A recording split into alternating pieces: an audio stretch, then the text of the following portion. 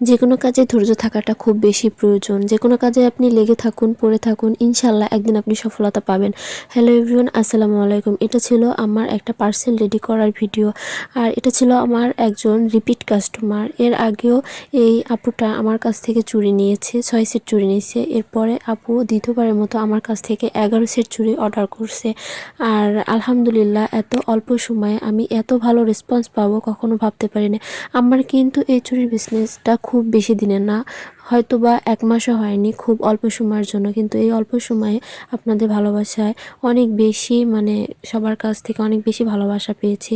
এই তো আপনাদের সাথে কথা বলতে বলতে আমার পার্সেল রেডি করা প্রায় শেষ। আর যেহেতু এই পার্সেলটা অফলাইনে যাচ্ছে, তাই প্যাকেজিংটা ওইভাবে অনলাইনের মতো করে করা হচ্ছে না। এটা আমাদের পরিচিত এক আপু নিচ্ছে।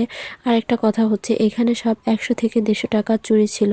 আর একটা জিনিস হচ্ছে, প্রত্যেকটা কাস্টমারকে আমরা গিফট